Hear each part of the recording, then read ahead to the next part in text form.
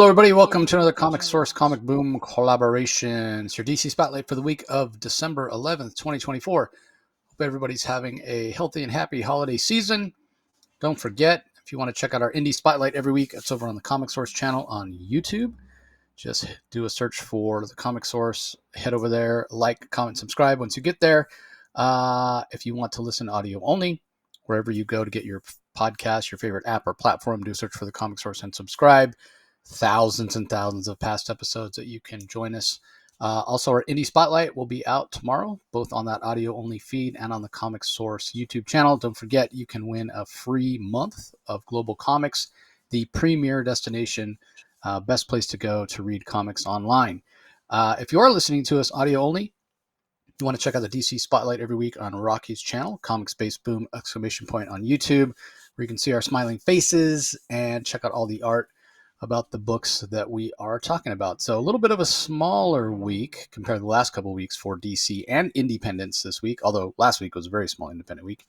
But yeah, as we head toward the end of the year, output tends to drop a little bit, which we understand. You know, a lot of offices are closed and people are out spending time with family and friends. So that's a good thing. So overall, I thought it was a pretty solid week. Couple of standouts. Yeah, what'd you think of the week overall, Rocky? Yeah, it wasn't bad. It's a little bit of a shorter week, which I'm happy. As much as I love comics, on weeks like this when I'm really busy at work, Christmas rush and everything else, and everybody wants work done, it's nice to have just a fewer comics, but generally good comics to read. So I thought it was a decent week. I enjoyed it. Yeah, and because it's a smaller week, we're going to actually talk about every book. We won't really have a top five because there's only 8 books this week. So with all that being said, we'll dive into the first book this week. Batman Santa Claus Silent Night returns, number 3, written by Jeff Parker, art by Lucas Kettner and Michelle Bandini, colors by Marcelo Maiello, letters by Pat Brosso. I don't really have a whole lot to say about this book that I haven't said already. It is enjoyable. It is great to see Santa Claus as a DC superhero, basically. He sort of is the least vulnerable to this dark knight that just lays his sword on any particular hero and steals their life essence. That's not the case with Santa, although it's the case for a lot of the other heroes. So in a way, he's like the most powerful. But what's missing from this is the sense of kind of holiday spirit, holiday tone, holiday feel.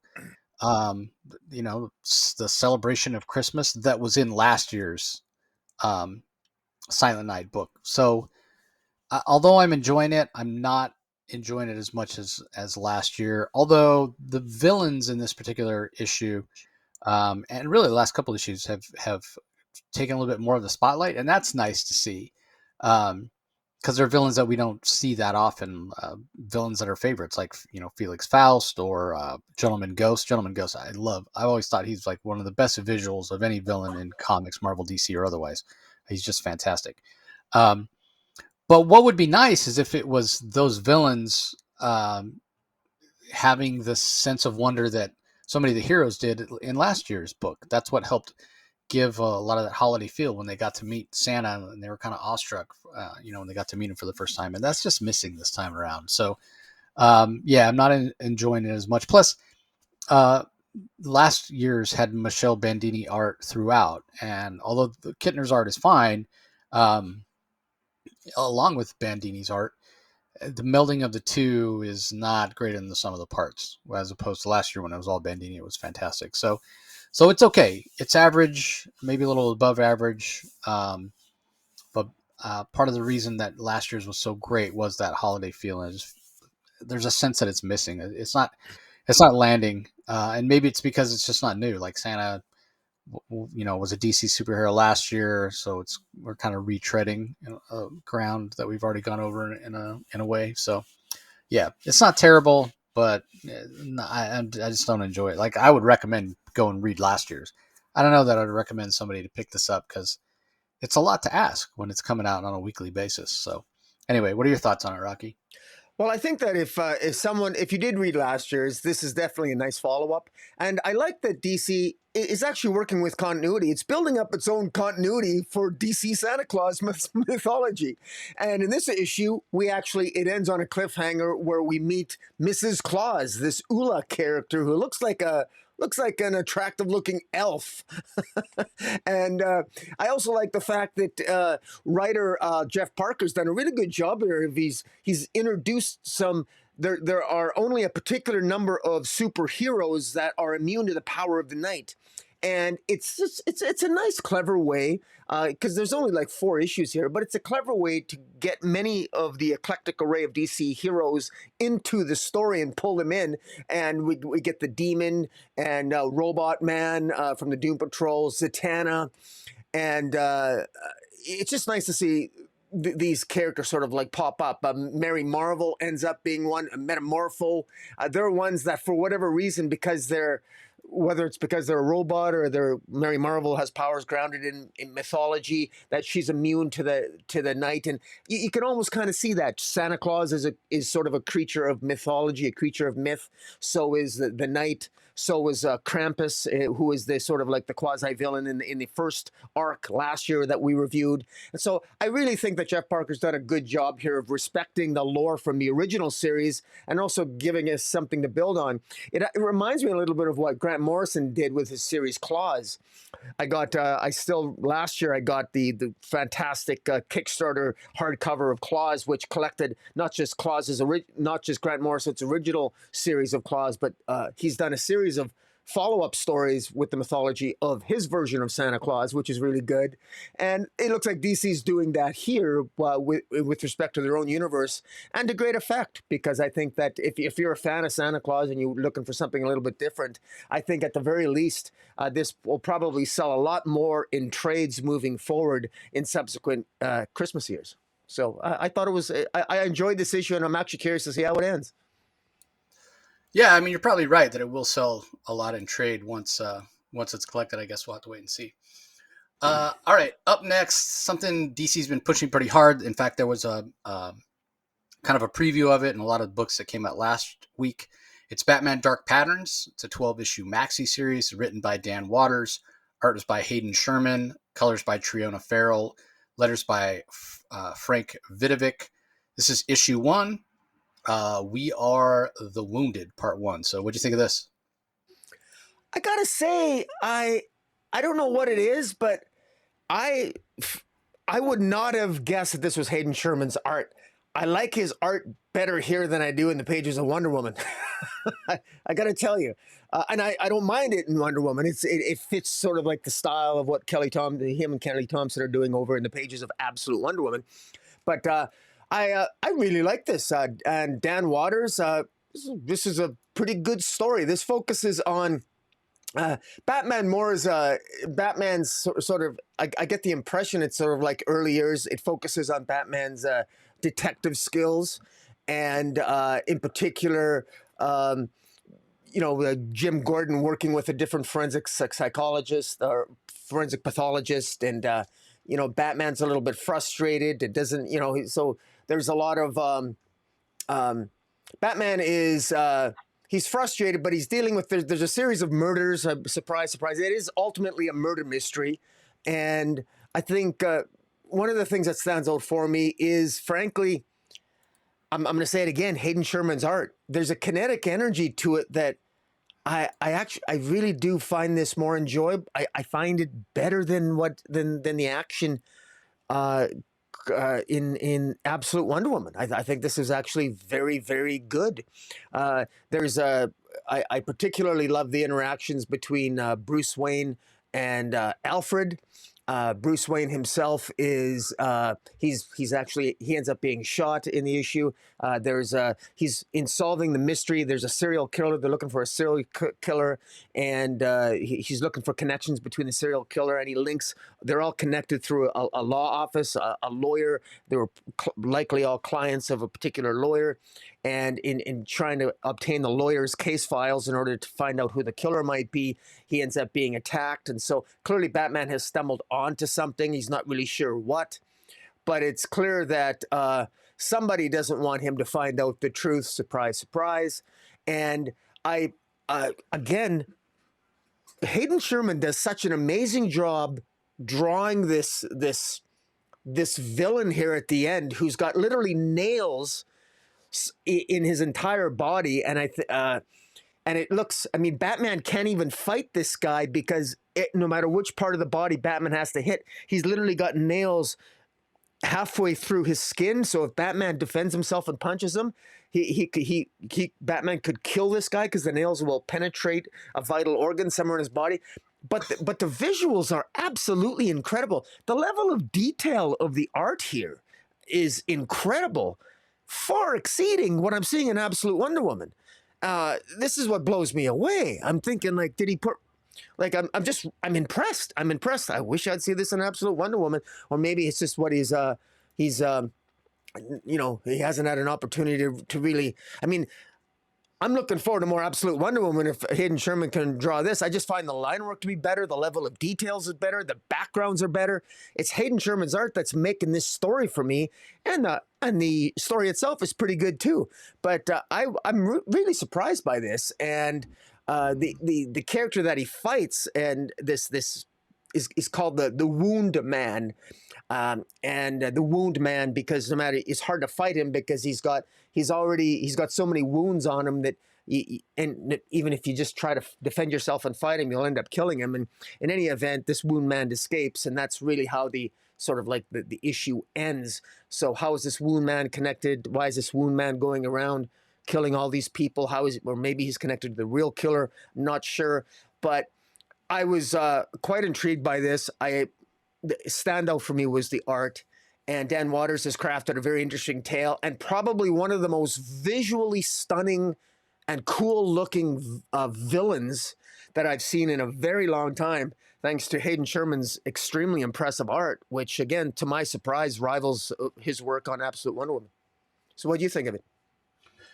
Yeah, I really enjoyed this. Part of what was so great about it was I mean, the whole idea of it, from my understanding from interviews I've seen Dan Waters give, and Hayden's talked about it as well, is this idea of getting back to the roots of a detective story for Batman, and that's certainly borne out in the story that we get.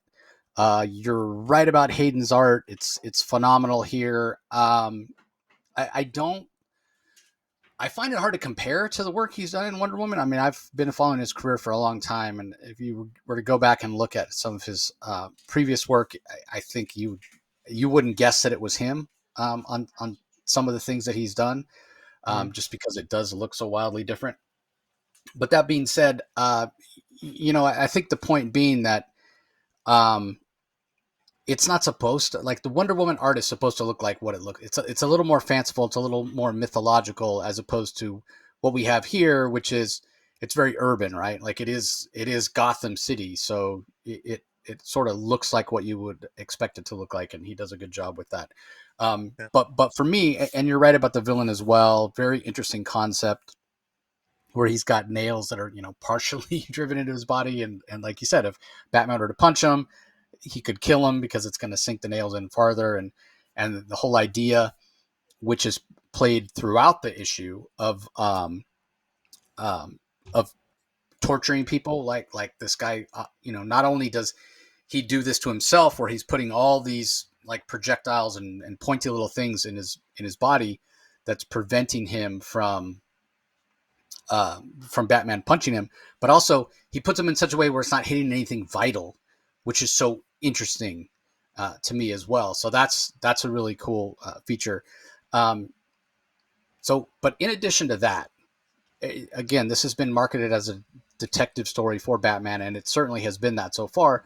But beyond that, I find this to be such an interesting melding, and we've talked so many times about when it comes to um, Dan Waters. I'm trying to think of his name for a second there.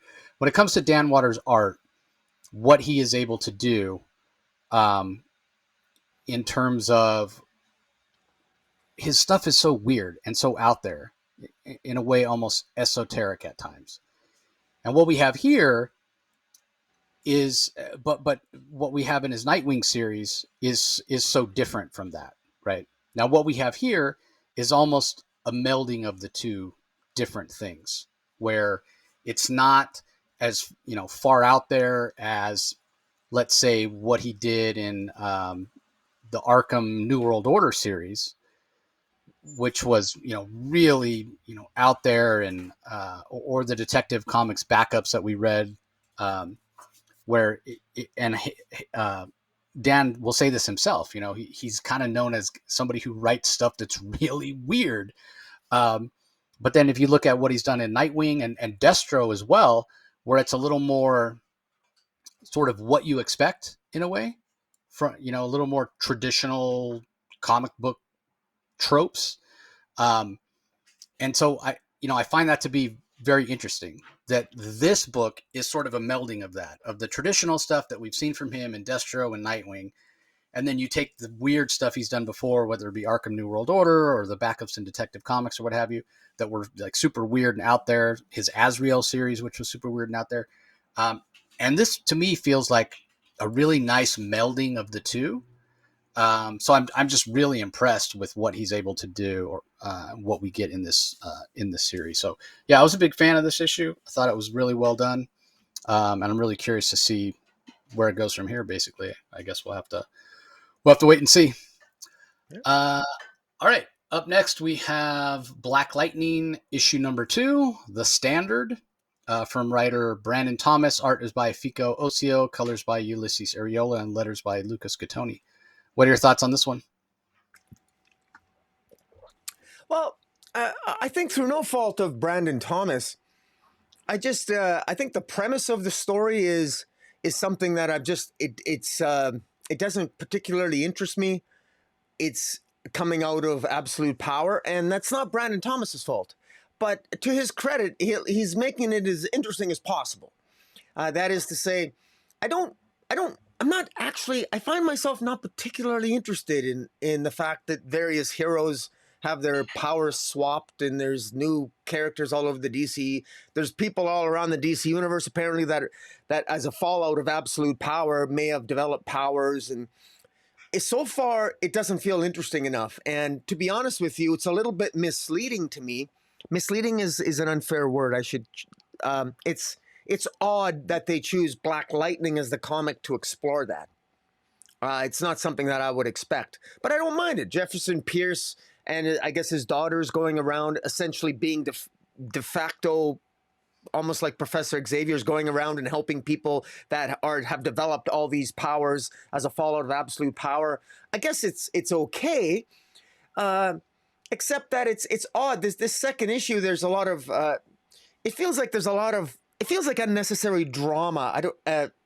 Anissa's got one of his daughters has a bug up her chimney, and one of his daughters has a great relationship with him, another daughter doesn't, and it's like, okay, well, I'm not. That doesn't really pull me in. There is I think it's Anissa's the one who's is undergoing, the AI psychologist on the Justice League satellite is giving therapy to one of his daughters, while they're basically trying to help out other people, or another character that they helped that developed electric powers, I think at the end of the first issue. I don't really feel like I know where it's going. It feels I guess it's okay. We're getting we got a corrupt politician who's basically believes in what Amanda Waller believed in. So it's established that even though Amanda Waller's been defeated, there's a faction of politicians who believe in the same thing that Amanda Waller did, namely that heroes are the bad guys. Now, to what extent does that mean the Justice Leaguers are the bad guys? Where it's not really established yet. But so this is just set up. It's only the second issue. I will say this: there's a lot. Brandon Thomas does a really good job this issue in establishing many different characters, and we get to know them.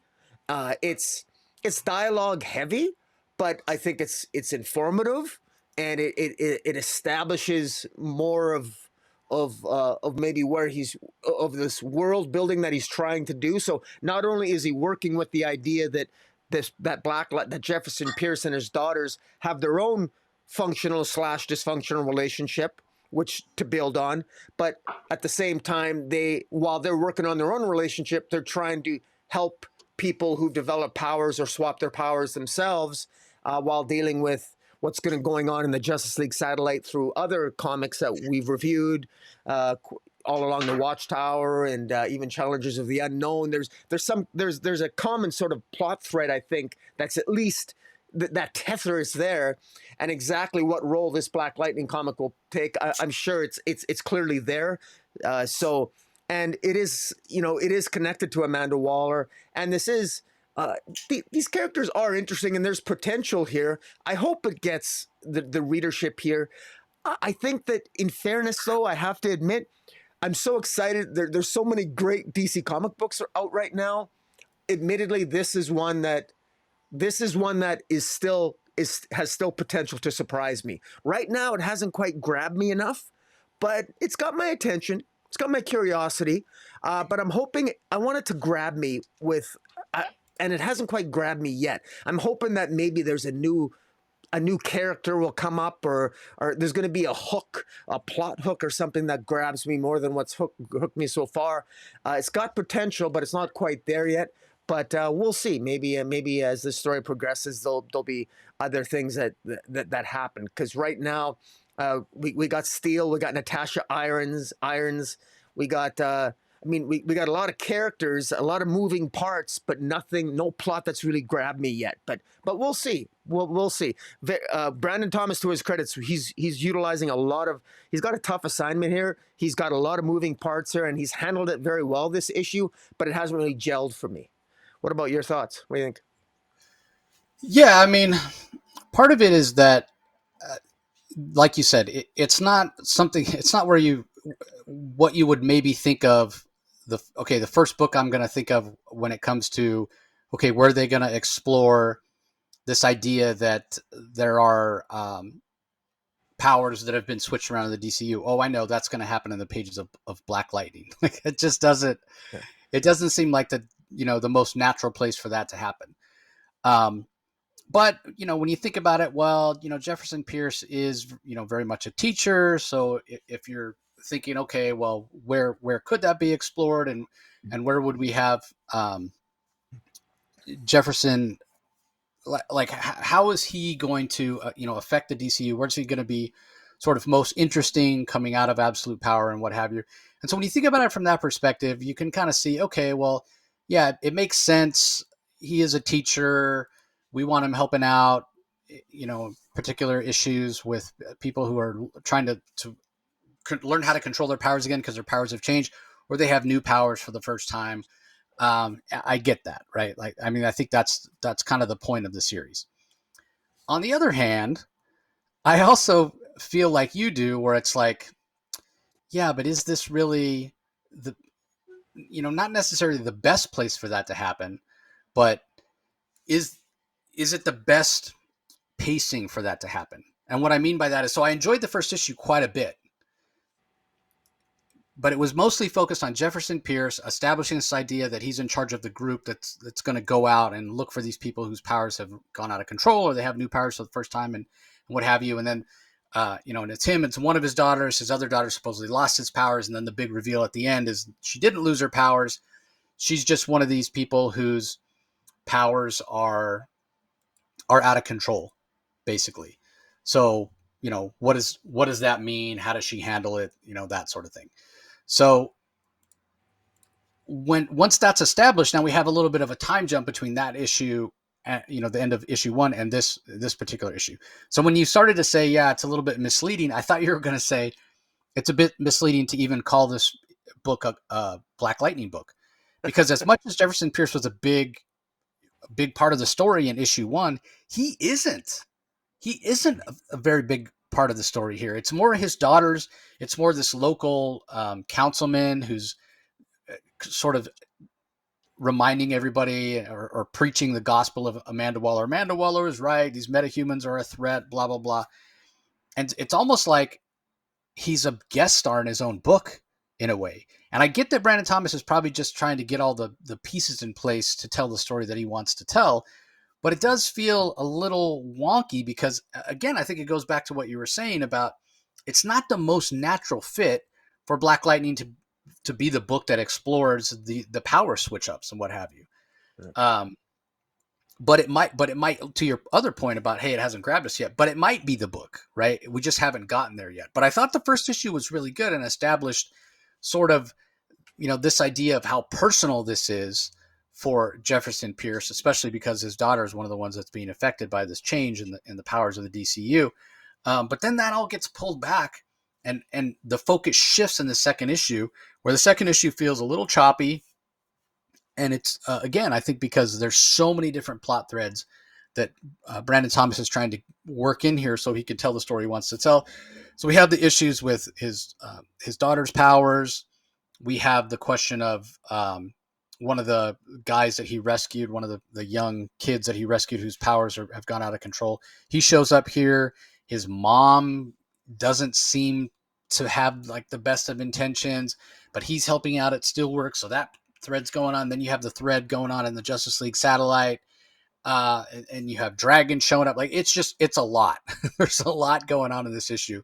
And so it's not really that big of a surprise that the star, the titular character of the book is called Black Lightning.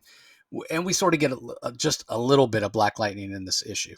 We don't get a whole ton of Black Lightning in this issue. So I just, that felt weird to me that was the case. So yeah, remains to be seen how much it'll play into what's happening going forward in terms of, how much more Black Lightning are we going to see, and how all these pieces that Brandon Thomas are putting into place, how that's all going to play out. But regardless of that, what has been fantastic right from the start has been the art from Fico Ossio. I think we were both really impressed when he did the Shiloh Norman version of Mr. Miracle. He's picking up that same style, that same kinetic energy. He's a great choice for this series. I mean, it's Black Lightning, both Thunder and Lightning, Jefferson Pierce's daughters. They have lightning-based powers, electrical powers as well. So the crackle and the action and all that works really, really well. And so, yeah, really impressed with that.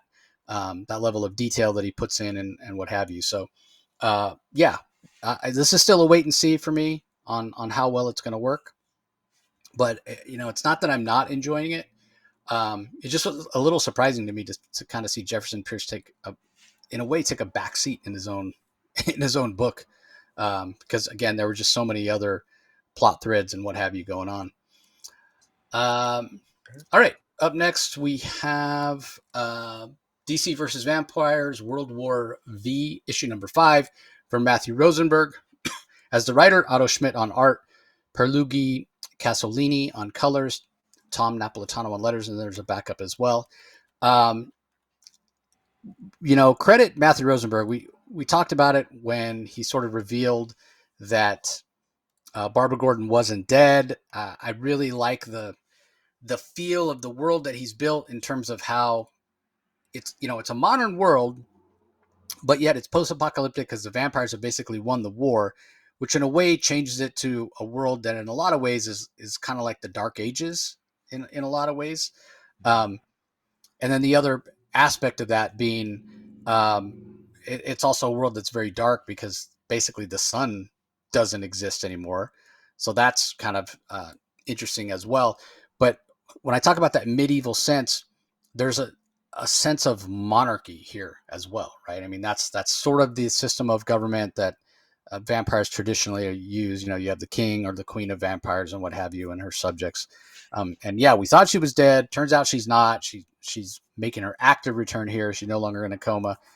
But there's a regalness that's that exists with Barbara Gordon. I mean, she's very much a tragic figure. The fact that and it's funny you say regalness. It's evident on the cover too, because she looks like a queen. Well, she is a queen, but she looks regal on the cover. Yeah, and the tragedy of her having to kill Dick Grayson and take over, and then obviously she's in some ways she's corrupted by the vampire virus and what have you. But the other aspect of this that leans into that idea of this medieval feel, this monarchy feel, is the betrayals, right? Like the constant betrayals, um, which feels very Arthurian. And you don't know who you can trust and who not to, and what have you. Also, the scene between Barda and Scott Free, and the prophecy with their baby maybe being the one that can bring about the end of the war. There's a lot that we don't know that Matthew Rosenberg has been building up to. And as much as I'm a fan of James Tynion, I wonder if I would not have enjoyed this whole vampire series more if Rosenberg had gone solo with it, like right from the beginning. Because I feel like a little bit in the beginning, when Tynion was co-writing it, it leaned a little more into the superhero horror than it did into this kind of medieval, like vampire end of times type story that Rosenberg is telling, that I'm really really enjoying. So yeah, again, not to say one is better than the other or what have you, but I'm just really impressed with how much I'm enjoying this. Like I enjoyed it for what it was at the beginning, the DC versus Vampires world, and then I kind of, in a way, I got away from enjoying it as much. Like it felt sort of mundane and just your run of the mill typical horror story in a lot of ways. Um, but Rosenberg has pulled me back in, especially with these last couple of issues. So, and the Otto Schmidt art is fantastic. Um, and the other part of it, the last thing I'll mention is something that Matthew Rosenberg mentioned last time he was on the show, which was this is a comic where he has the freedom, and a world where he has the freedom to kill anybody at any time. Nobody's safe. But then because it's vampires, you can also bring anybody back at any time. So uh, there's a lot of fun in that in a lot of ways. So anyway, what are your feelings on it? Well, it's funny it's funny you should mention the body count, because there's a hell of a body count in this issue. Big Barda alone, she takes out quite a few. I'm pretty sure she takes out Power Girl and a whole slew of other heroes. Now it's visceral. Otto Smith's art is so fantastic. The way he renders a kick-ass Big Barda here. How he can draw a sexy Big Barda who's also a vampire. I really love this rendition. I love Matthew Rosenberg's Big Barda, and I love the voice he gives her. And I like it.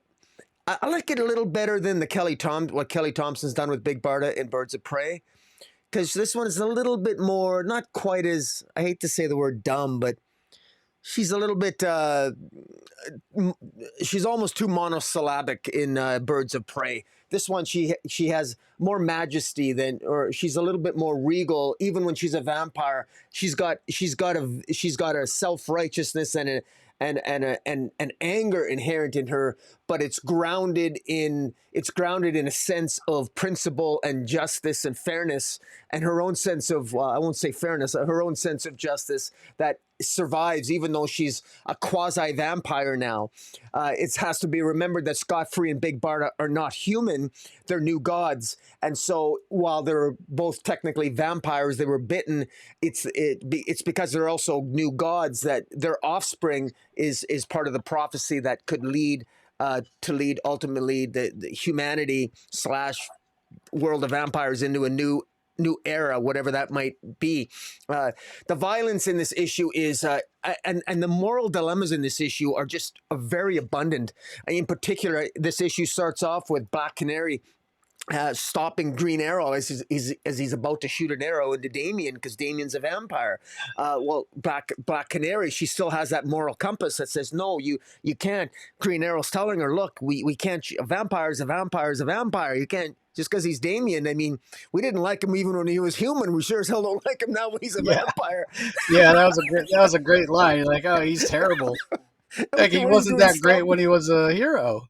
That's right. What are you doing stopping me? Now we got a narcissistic vampire. Come on. But there's some really great moments here, not to mention fantastic moments between Barbara Gordon, the queen of vampires, and John Constantine, who repeatedly is caught in lies after lie after lie, because his timing could not be worse, because just as he's trying to manipulate and pull one of his schemes with the vampire queen, You know, Damian shows up, Damian, Green Arrow, and Black Canary, and that group shows up with the goal of essentially trying to discover why why are the vampires making all this food that can only be eaten by humans? What's going on here? And they discover the secret that unfortunately they don't discover a whole bunch of surviving humans, but all this food is being created, is being grown for no other reason than to feed a Barry Allen, who is in a very gory. I won't spoil. Let me just say the visuals are quite graphic, so horrific. What the vampire Nightwing did when he was a vampire, what he did to Barry Allen, or was that Wally? Sorry, it's Wally. Yeah, it's Wally. Yeah. Sorry, it's Wally West. But the fate of Wally West here, he's still alive at the end, but boy, he's in rough shape. What they did to sort of they need to generate power, and it's quite gory. Matthew Rosenberg. I mean, remember Matthew Rosenberg is a guy that remember what he did to one of the Wonder Twins. You know, in the blender at the first series. So there's a lot of blood, guts, and gore here, but there's a lot of great dialogue moments here. There's a lot of humor in this issue. There is violence and there is death. The stakes are still here. See what I did there? The stakes are still here. Anyways, it's about. Anyways, I enjoyed this. This actually put a smile on my face. I enjoyed this far more than I was expecting to. And Matthew Rosenberg, I think this is already. I've been very hit and miss with Matthew Rosenberg, but this is staking up to be maybe one of my favorite series of his so far, because I've been pretty hard on him in past series, but this one I've really been enjoying. Yeah, he's just done a fantastic job. Like I said, I think this is the final story. I mean, it feels like it's the final story, but there's still plenty of other stories that could be told in this world. So we'll have to wait. Obviously, we'll have to wait and see how that all plays out. The backup, second part here, Keep the Message, part 2 by Matthew K. Manning as writer, Aki Bright on art, Tom Napolitano on letters. It was only okay. I thought it started off pretty strong in the first issue, but then this issue, I sort of felt like, what was the point? Basically, Black Lightning finds his family. It's not, the easiest. He has to fight his way out of the Batcave to a Batcave and head to San Francisco to find him, to find his family. But I don't know. I didn't really feel like there was high stakes. I don't know. It was only okay. I thought the art was pretty strong, but the story, it didn't feel necessary or felt like it really had a point. So, yeah, and maybe it's just, and it's probably not fair. You were comparing Matthew Rosenberg, who's a veteran writer, against somebody who's kind of just starting out and getting a chance to do a backup. So yeah, you can kind of maybe give him a pass on why it wasn't quite as strong as it could have been. So, yeah. Well, I would just say about the backup, writer Matthew Manning is particularly kind to Black Lightning, because it looks like his entire family pretty much survived, which is surprising. Because in a world of vampires, I would have thought he would have lost. I mean, not to be a negative Nelly, but I would have thought he would have lost at least maybe one of his daughters or some members of his family. But all of them are survived, and so this tells me that they're ripe to maybe show up in the main story, because I mean, Black Lightning, it would seem to me that well, we should maybe feel sorry for Black Lightning, because if writer Matthew Manning is not going to do anything with Black Lightning to cause him any harm, I think Matthew Rosenberg's opinion might be a little different. So Black Lightning might as well enjoy the time with his family as he'll have it, because it wouldn't surprise me if Rosenberg got a hold of him and he ends up being maybe injured and maybe face a vampire's bite at some point. But I actually don't mind the backup. It wasn't bad. It was sort of a happier tone and a happier ending than what we're getting in the main story. And the art's a little bit different, but it's stylistic, but it works. It works. It was all right. All right. Next up, we have Action Comics number 1075 from writer Mark Waid. Art is, for the entire issue this time, is by Michael Shelfer. Colors by Matt Herms. Letters by Dave Sharp. I'll start with the art. There's nothing particularly wrong with the art. Shelfer had been doing, part of the story, with the majority of the story being done by Clayton Henry. But man, I really missed Clayton's art on this particular issue only because what happens in the issue, there's so much action. There's so much of, okay, well, let's have the Phantom Zone villains, attacking everywhere on Earth, and the Superman family is trying to fight back. And what you end up with is just a lot of really badass fight scenes. And I'd be lying if I didn't say, man, I really wanted to see Clayton render those fight scenes. And we just, based on the nature of Michael Shelfer doing all the art in this issue, we didn't get to see that.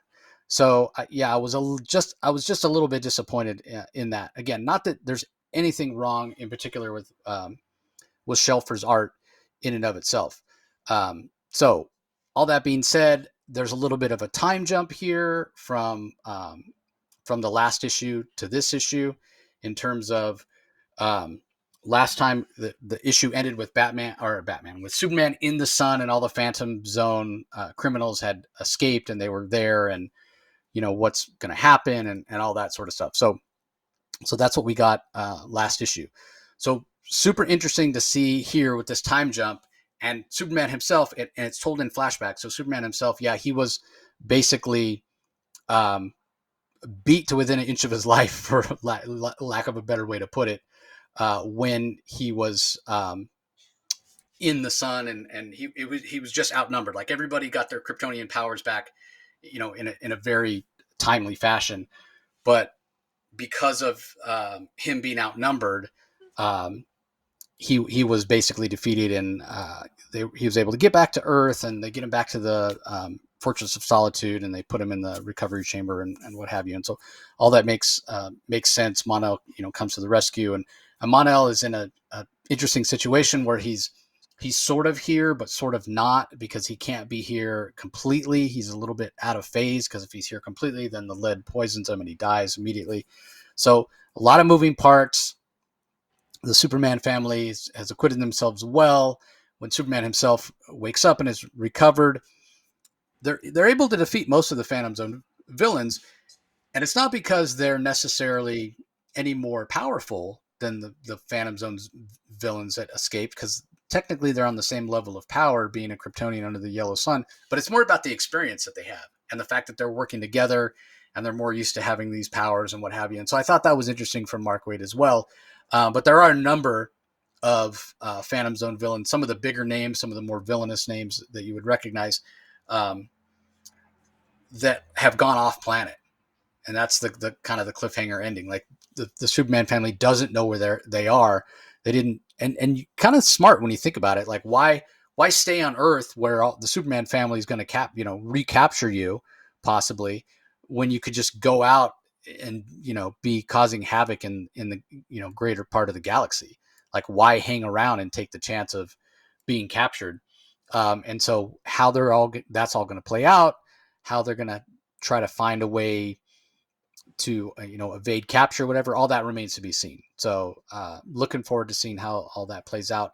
But as far as the time jump goes, although I didn't mind it and I thought it worked particularly well for the story that Waid wanted to tell, what I was struck by is something that I've talked about before with Waid on this particular run, and how it's a bucket list run for him to be on Action Comics.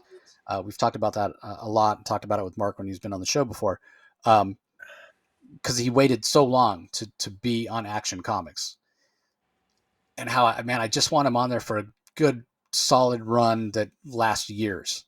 And it's almost like, well, he had this long story to tell, and maybe they said, okay, well, what's the minimum number of issues it would take you to tell this story? And then he gives them a number or what have you. And okay, it's 12. But I just keep thinking, for this issue in particular with that time jump, if it wasn't for the fact that this is sort of, in a way, a truncated run, right? Like, he's got these 12 issues that are coming out weekly for him to tell the story.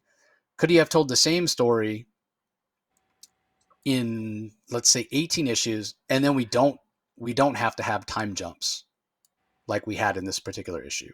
You know what I mean? Because I would have liked to have seen that. We were told about the fight with the Phantom Zone villains, but we weren't shown the fight. and maybe it would have been nice to be shown the fight. Um, and and there have been a few other times in the story where I've sort of felt like that, where we're told things, we're not necessarily shown them. Because I wouldn't have minded another issue or two with Superman when he had traveled not only through time or through space, but also through time, and traveled back, and he was visiting his parents on Krypton. That would have been interesting to see him spend some more time with them. So again, it's not a deal breaker, or it doesn't make the story awful. But I can't help but wonder if it had played out differently, if it might have, just in terms of editorially, if it might not have been better in the long run. So anyway, just something I thought about. But yeah, what are your thoughts on it? Well, I love seeing all the heroes of the DC universe come together and defeat all the Phantom Zone criminals that are on the Earth, and it makes sense that some of them escape into space, and I think Mark Waid did a good job of that. The art, I would have liked to have had the same artist, Clayton Henry, than as opposed to the new one here, but he does a reasonably good job. That is artist Michael Shelfer. He does a reasonably good job. Matt Herms on the colors. I still enjoyed it. I thought there was a lot of action. It was a fun read. One of the questions I have is, and I don't know if Mark Waid's going to deal with this, but one of the things that was established in Mark Waid's in this run so far that was very interesting is that Superman discovered when he went back in time to Krypton, he discovered that his father Jor-El had no intention of having the Phantom Zone being a place to house criminals, the criminals of Krypton, and yet that's what happened. So my question is, why is Superman so hell bent on putting the Phantom Zone criminals back in the Phantom Zone? I would have thought Superman would try to find a way to redeem his father or to maybe find another way. Because if the Phantom Zone, it's worth pondering that if the Phantom Zone is such a terrible place, an inhumane place to house criminals, well, why are you housing Kryptonians there? I mean, don't give me the excuse that, oh, well, they're super powered. Well, where else are you going to store them? Well, there's lots of superpowered beings on the planet, in the universe, that you don't store in the Phantom Zone. I mean, if you're gonna, Superman usually is fairly black and white with his morality and his ethics. Is there another way to house the Phantom Zone criminals, or is Superman going to somehow make the Phantom Zone more humane for the criminals? And other questions I have is that if you're a Kryptonian and you're sentenced to the Phantom Zone for, let's say, 40 or 50 years, well, your 40 years is up, isn't it? Some of these criminals, I mean, I would think some of them are due to be released, aren't they? Has there ever been a story where somebody has been released from the Phantom Zone because they've served their time? I mean, there's always this sort of idea that, well, if you're in the Phantom Zone and always the lawyer, Rocky, always well, no, I'm the just lawyer. wondering. I mean, what about the rights of the Phantom Zone criminals? It's like, guess what? The guy might be a jerk. The guy might be a criminal, but if you served his time, you still got to release him. I mean, if you're following Superman's code of ethics, or does Superman only have code of ethics when he's on Earth? I'm just saying. I mean, Mark Waid got me thinking about this, and I'm just sort of thinking that, geez, that could make for an interesting story. I mean, who fights for the rights of Kryptonians? Because I find it very hard to believe that Mon-El is the only person in the Phantom Zone that's there, because is the only innocent person in the Phantom Zone. I mean, I think there's so much more potential there. But, I digress. Anyways, thank you, Mark Waid, because this is the stuff that makes me use my crazy imagination and headcanon to imagine all kinds of other nonsense other than what I read. But I've been enjoying this arc so far, more so than I can say about the backup, which I'm sure we'll get to next. But Yeah, the backup. I don't I just don't even know what to say. I've been hot and cold on the backup. And it felt, just when it felt like there was getting traction on the backup, it feels like this issue's in a lot of ways is treading water. So the backup is written by Mariko Tamaki. We have art by Skylar Patridge, colors by Marisa Louise, letters by Becca Carey. I continue to think the art is good from Patridge. And yeah, at various times it feels like it's treading water. And this is another one of those times where it definitely feels like it's treading water. So I don't have anything to say beyond that. I'm kind of disappointed in the backup. again. So yeah, I Yeah, guess we'll see well, how it plays out in the end. well, I will say that in this particular chapter, Skylar Petrus's art is it's a little bit more it's a little bit more interesting. It's been very hit and miss. I find her style has been kind of sloppy in this whole all these chapters. But the story got a little bit better. I still am not sure why Superman chose Supergirl Kara to transport this prisoner, and this prisoner has a brother that was actually the world killer, and the prisoner is actually the sister, and maybe it's the merging of the brother and the sister. When they come together, they're very destructive. What does that have to do with Kara? Why did she have to be the one to do the transport? I still not clear how Power Girl just showed up randomly last issue. Why it dragged on so much, I'm not sure. It just seems rather odd to me. This whole thing just seems like one. It's very, very protracted. I think that Marika Tamaki has something she wants to say, but she's lost the message because this has just dragged on so much. This is just a prime example of. I actually wonder if somebody would have, if an editor would have said it direct to Maki, look, you've got 24 pages to tell me this story. Tell me it. I bet you it would have been a better story than saying, look, tell your story, but would you mind dragging it out for 64 pages? Because I've lost. Do you know what I mean? Like it feels like I've lost something, and I there's nothing more frustrating to me than because this is like when you said it's treading water. I'm sure I've missed stuff because I'm so busy treading water along with the story that I'm not seeing the the plot swimming around me because I'm missing something because I'm so frustrated with the plotting nature and the tone. And so, I do take some blame for maybe not vesting myself in the story as much as I ought to, but it is very, very frustrating. It's frustrating, but maybe if I read it, I have no intention of reading this again. And by the way, there was one interesting moment that I thought had hope in the last chapter where it showed it showed a scene from Tom King's Supergirl Woman of Tomorrow. And for the life of me, I don't know why that was there.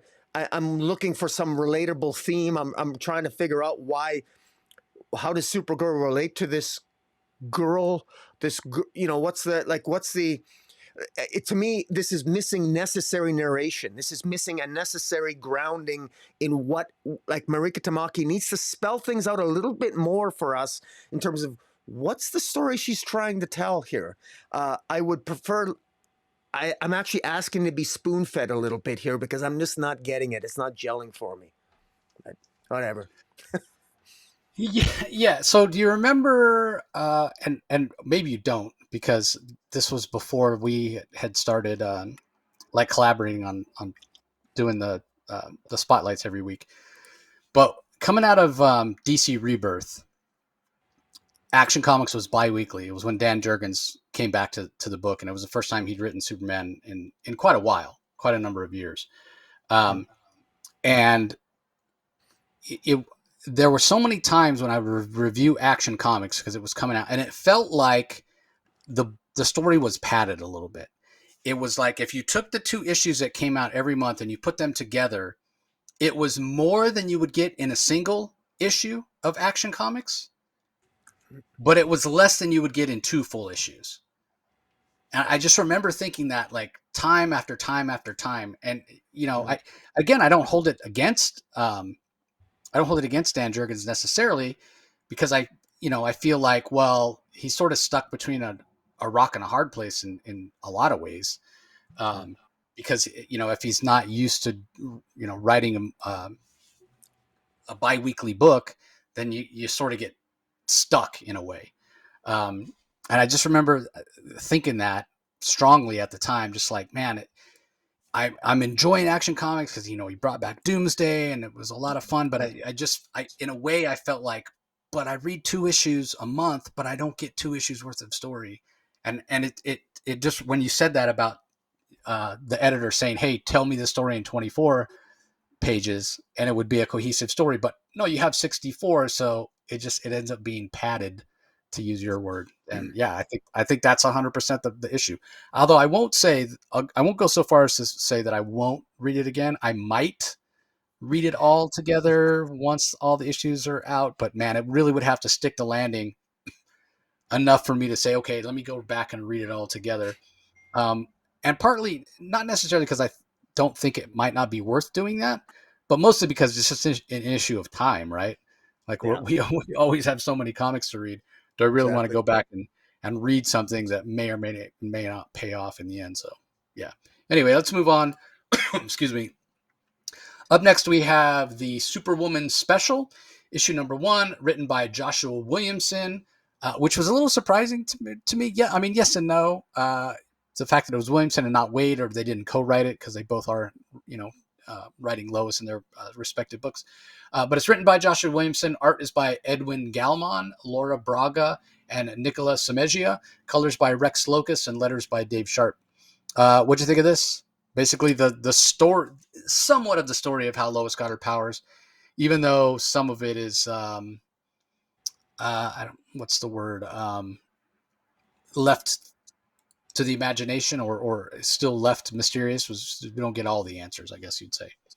Yeah, I honestly, this is something where unless you're, I, I, I can't recommend that anyone. Nobody needs to pick this up. This is not necessary.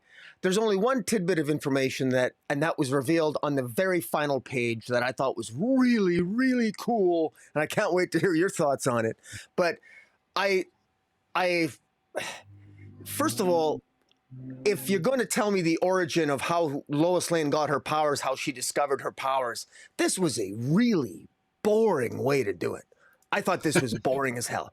This was just plain boring. I mean, first of all, it was like Lois out with Supergirl and Lana Lang, and they're shooting the shit. It's like watching it's like watching a really boring episode of Sex in the City, except they're not talking about sex. They're talking about reporting and how Lois has writer's block. I don't care. That's not exciting. And then they're gonna go crime fighting because she has powers, and while she's and now what Joshua Williamson does in maybe a clever way is that Lois is sharing with Kara and sharing with Lana why she has writer's block, and in describing how she came to have writer's block, she's telling us the story of how she discovered she had superpowers. And it was really, she just sort of stumbled upon it. Wasn't particularly exciting. She basically was flying back. For those who, just a quick recall, in Absolute Power, Lois Lane wore Superman or Lex's Superman armor, and at the end of Absolute Power, it's revealed that Lois was flying toward the heroes to help them in the battle, and apparently there was at the time when all of the Amazo robots exploded. That's when all the haywire happened, and people had their powers swapped or lost their powers. Some people lost their powers. Other people that we don't know yet gained some powers, et cetera, et cetera. That's where all that wonkiness happened with all the superpowers. And Lois Lane passed out, and she wakes up on top of the Daily Planet building. She doesn't know how she got there. We still don't know how she got there. That's sort of left up in the air. But then she basically discovers that she's writing in her living room. She drops her pen and she picks up the entire couch when she discovers she has superpowers. She then goes to Mercy, and Mercy runs some tests. And all this through a long, plodding, boring issue of dialogue. Not a lot of action, not a lot of excitement. I was really hoping for some far more interesting storytelling. I mean, come on, like I just would have liked to have seen more. This should have been something where Lois. The whole point of this, I thought this was very surface level. It didn't really go in depth. I mean, she gains superpowers, and she discovers that she really likes using superpowers. I thought that was. I don't know. I want to play script doctor. I feel I could have came up with a better story, more exciting story for Lois Lane. It's just plain boring. It's just boring. And then Lois Lane, they go, and I guess her and Superman always did the nasty in the sky anyway. When she didn't have superpowers, it's kind of more cool that way anyway. But now when they do the nasty, now when they're intimate with each other, Lois has superpowers, so we have a scene hinting at that. Well, okay, I guess that's I mean, again, it's all right, I guess, but it's boring. By far The only exciting part of this, and the only relevant part of this, which should have been built on from the beginning, was the ending, when it's revealed that Lois Lane had to have gotten her powers from somebody. In order for Lois Lane to have gained superpowers, somebody else must have lost their powers. And who was that? Well, it shows a picture of General Zod. And this is the question I have for you. I don't think that Lois Lane got her powers. I don't think General Zod lost his powers. But I'm wondering if Ursa lost her powers just at the time before she was killed. Maybe the continuity's wonky, but I'm wondering, did Lois Lane gain Ursa's power before she was killed? That's what I'm wondering, because I think that would be cool. That's what I'm hoping. Unless Zod's lost his powers and it's implied that she's just gained General Zod's powers. Maybe General Zod's lost his powers. Who knows? But I personally would love it to tie it into the General Zod series, because Ursa was killed by a bunch of Kuns. And she's a Kryptonian. I don't think she should have been killed, even though there was an in-story explanation about them fighting under arguably a red sun. I'm wondering if maybe there could be a connection there, that if Ursa had her powers weakened because of it, could Lois Lane have gained Ursa's powers? And if so, Zod could blame Lois and Superman for the loss of his wife. Wouldn't that be something? Or maybe maybe I'm way off base with that, but I think that's far more interesting, bringing General Zod into play and investigating if maybe either he's lost his powers. I personally hope it's Ursa, but maybe that's me playing headcanon. But I thought that was far more interesting. Zod should have been a central part of the issue. I think that should have been the whole thing, instead of this sort of Sex in the City, a bunch of girl talk dialogue. I thought this was a very disappointing issue, but for the very last 2 pages. So a little bit harsh maybe, but that's the way I thought. But I'm really curious to know your thoughts on the final revelation. Well, the final revelation, extremely wonky. I mean, Ursa died 2 years ago. 2 years ago now. Well, no, it was this year. Almost like a little over a year ago that she died. So yeah, it doesn't match up. But then at the same time, I almost think, okay, well, if she took General Zod's powers, how exactly did that work? I mean, there's Williamson mentions, the Amazo robots were broadcasting out Waller's idea to not only take the powers from everybody on Earth, but also people out there in the galaxy, people in other parts of the multiverse. We knew that was a thing. So you could have that as an explanation for how she took Zod's powers. But to your point, if she did take Zod's powers, then all right.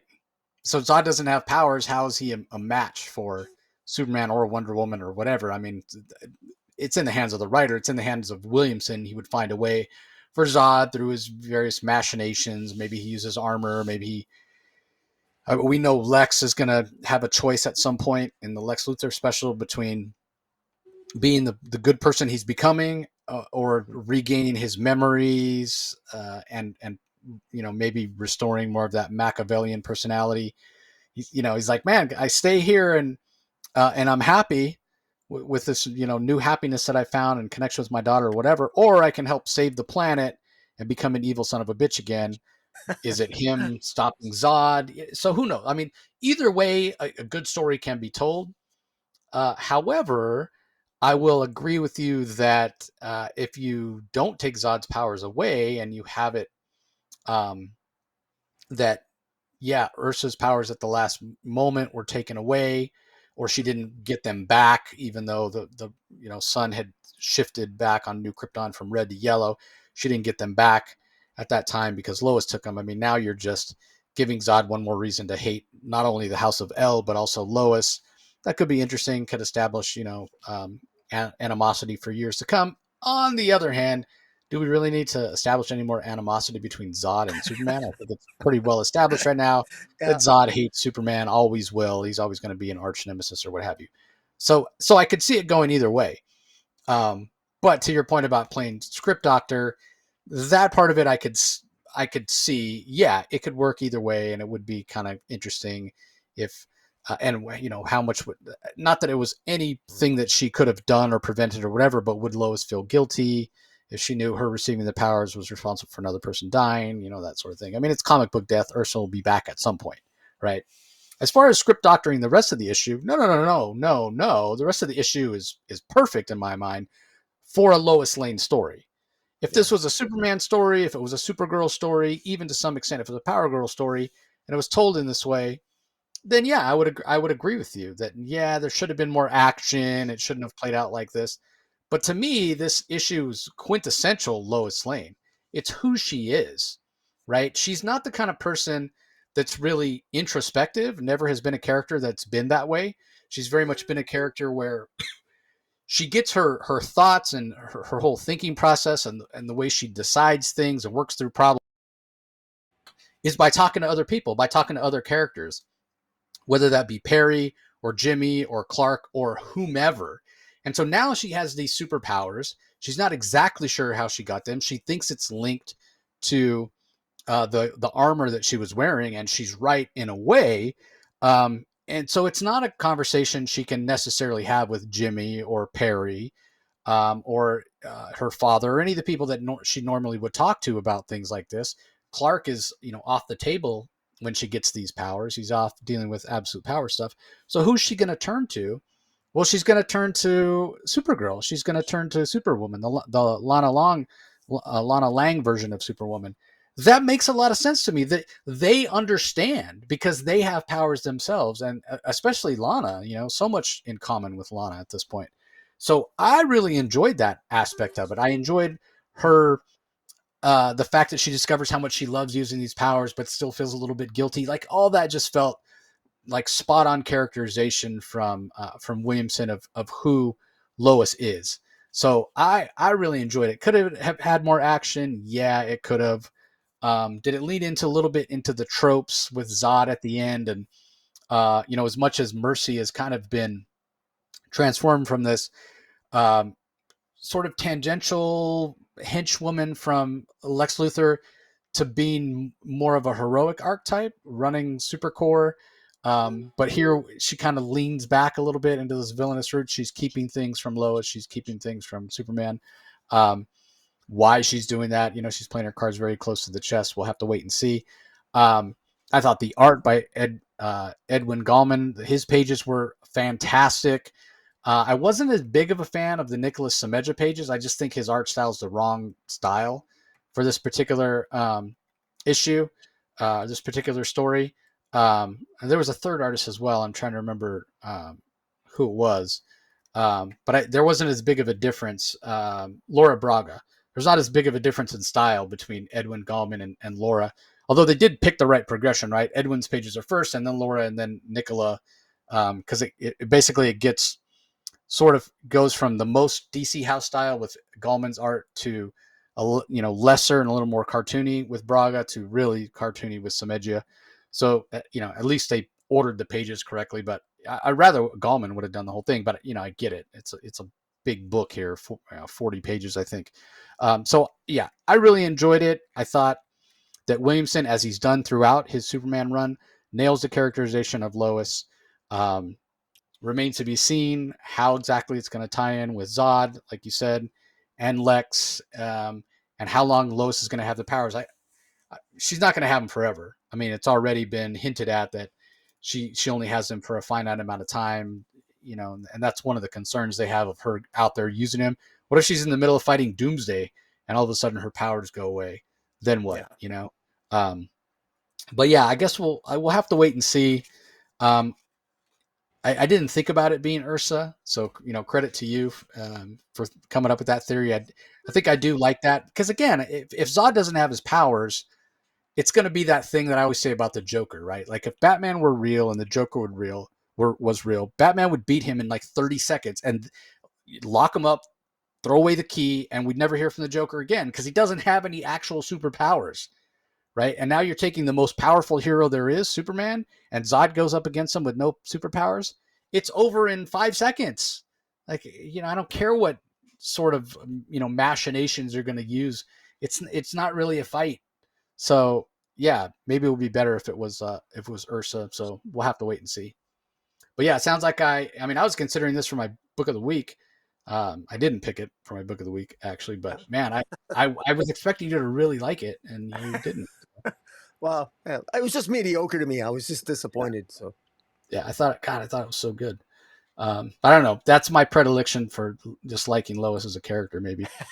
Uh, anyway, up next, Green Lantern number 18, Civil Core Part 3, Valley of Dying Stars from writer Jeremy Adams. Art by Zermanico, colors by Romulo Fajardo Jr., letters by Dave Sharp. Wow, lot going on in this one. Give us your thoughts.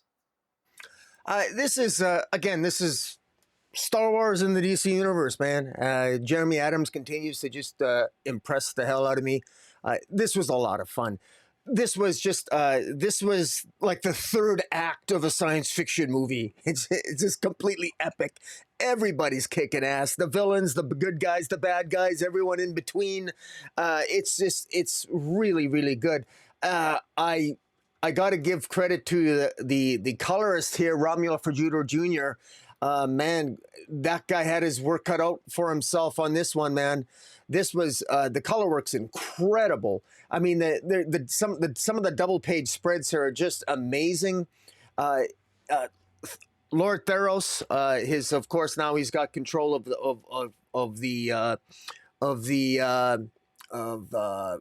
I guess of all of Dark his Star Ring? Shadowland. Pardon me. The Dark Star Ring? Yeah, the Dark Star Ring, thank you, and all the Shadow Lanterns.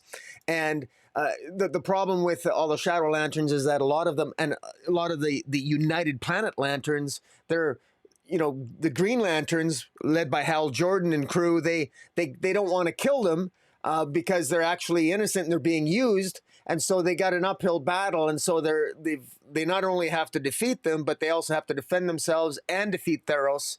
And it's just the odds are really against them. And then you've got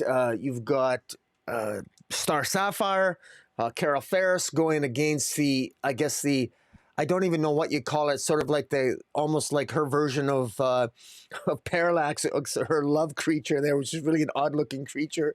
So she's got her own battle that she's got to engage in. And meanwhile, you've got the return of oh my God, what's the character we thought was dead? Um, um, Lord Theranos? no, the good guy, the Kilowatt? Kilowog. Yeah, Kilowog returns because we thought he was dead, but he returns. He was under the influence of the Yellow Lantern, and he was under the influence of Theros, the United Planets, and just all these moving parts. If I read this issue twice, and for some reason in my head, this is one of those things where I'm not exactly sure. I can't let the words flow out of my mouth right now and say, oh, this is what happened, and this is what happened, this is what happens. This is a visual feast, and you actually get more enjoyment. I can't describe it. It really is something you need to, buy this comic. Buy this comic and just look at the visuals. Again, Romulo Fajardo Jr. on the color work. I mean, the art's fantastic too, but the color work is really good because we literally are dealing with the emotional spectrum gone amok. This ends ultimately. Lord Theros is defeated, but and it results in I guess what's going to be the emotional spectrum thrown into complete chaos, leading into what we are told is going to be the what do you call it? The fractured spectrum, because the spectrum now is completely fractured at the end of this, and it looks like a new villain might potentially be. I'm not sure if that's a Dr. Light. I'm not sure who the villain is at the end. Teases another villain, but we're going to have fractured lanterns. So we're now going to have. Anybody can access, random people might access some aspect of the emotional spectrum, and they can do so without a ring. That's really cool. And what's going to be the rules governing that? So it's almost as if Jeremy Adams has is sort of taken a cue from the end of Absolute Power. Not only do you have powers going wonky on Earth, but you also have now you've got the entire emotional spectrum no longer following the basic rules. You might have you have more than just the colors of the emotional spectrum. You could have multicolors. You can have different shades. Which, when I think of different shades, I think I'm currently helping my wife renovate our basement. Emphasis here on I'm helping my wife renovate the basement. She's picking the colors out. I mean, never ask me what the color is. The funny thing is, I talk about colors when I review comic books, but if my wife asks me what the difference between this color and that color is, I always get it wrong. So I learned to just sort of keep my mouth shut and say whatever you like there. Yes, that color looks fantastic. Yes, go ahead and go with that. But in any event, I feel like I'm experiencing a fractured emotional spectrum in my basement presently, but I'm looking forward to what Jeremy Adams has in store. The plot line here, just sit back and enjoy. This is like watching a bunch of Jedi fight a bunch of Sith, except you got power rings and energy blasts instead of swords. Very well done. And yeah, just an absolute blast. This is through the between Hayden Sherman's art in Batman Dark Patterns and the color work here in Green Lantern. Those are my two candidates here for pick of the week. I'm very, very impressed. I love this issue, and it's been a while. I've loved what Jeremy Adams been doing, but I don't think I've put a Green Lantern on my pick of the week in a while. It's always been second or third for me. So that might change this week. But what are your thoughts? Yeah, I mean, the story that Jeremy Adams has been building, because this story really, I mean, what issue is this? Issue 18 that we're talking about here? And really, it's been the same story that he's been building to, which shows the ability of Jeremy to craft a story and build upon previous things that he's done. Taking things that were left from other writers, this whole idea of United Planets being established in modern times, the beginning of United Planets that we know from Legion of Superhero lore, and building that up and the machinations of it, and Theros being defeated and then coming back with the Dark Star Ring and his nephew Veron, and how he's with the Revenant Queen, and just so many big epic cosmic feel and stories for this. And even though Theros is defeated, he's not defeated in such a way that we've seen the last of him. Same thing with Veron. He could come back. But before the Lanterns even are going to have a chance to catch their breath, yes, now they have to deal with this fractured spectrum, and what that means, fractal lanterns, who this villain is on the last page, and what kind of plans does he have. We see the Sorrow Lantern, which is Carol Ferris's former fiance. How is he going to play into the story going forward? She does appear to defeat the Violet entity. You mentioned him being sort of the analog to Parallax. Parallax being and they all have a psychic entity. All the different various colors have their own psychic entity. Parallax being for yellow. I can't remember any of the other names right now, other than the fact that the purple one is Predator. And the reason I always remember that is because this was something that Jeff Johns introduced, this idea of the emotional spectrum. It's not just green, and then we had the yellow, because the green's weakness was the color yellow, and then Johns expanded on that expertly and saying, no, yellow's actually fear, and the reason that it's because of an impurity. And then when the Parallax was taken, the Parallax entity, which was imprisoned in the green battery, was taken out of the green battery, then the willpower green energy no longer had that weakness to yellow. But yeah, Parallax being yellow and Predator being the purple entity, or the Violet Lantern entity, which is kind of an offshoot and appeared way back in like issue like 174, 178, like way back. Len Wein was on the book at that time. I think Dave Gibbons was the artist, and introduced Predator, and it was like this multiple personality thing from Carol Ferris herself. And it's really a really interesting story how that Predator eventually, by Johns was kind of morphed and changed and what have you. And as opposed to the Parallax entity, which has always been portrayed as this villain, the Predator entity is more, it doesn't really have any morality. It causes problems because it's like, it's the whole idea of the Violet energy being love, it's like having a psychotic ex-girlfriend, right? Like it, oh, but I love you so much. I want to be with you so much. And even though you're trying to move on, it's like that clingy ex-girlfriend that just won't let go and causes problems. That's how you can think about the predator entity. And you see that here in this, where, Carol is trying to say, no, go away or whatever. He's like, oh, but I love you. Blah, blah, blah. So how that's all going to play out, how the Sorrow Lantern's going to play out, who this villain is at the end of the issue, we're not exactly sure. And mostly because I can't tell. It's not drawn with enough detail. It looks like he has some sort of sunburst on his chest. I'm sure there's Yeah. people out there listening going, "Oh, it's so and so." So if you know who it is, let us know in the comments. Um, I hit Jeremy up and asked him who it was, but he didn't. He didn't answer me. Um, but yeah, I mean, I just barely sent him the message a little while ago. So anyway, I really enjoy this. As much as I've been enjoying the Civil War or Civil Core story, and as big and epic as it's been, and gorgeous art by Zermanico and awesome colors by Fajardo Jr., as you mentioned, as big as it is, it still feels like it's building to something even bigger, which, like, I don't know how much bigger we can get with what Jeremy's been doing. We know we have a Fractured Lantern special that's coming with art by V. Ken Marion. So curious to see how that all plays out.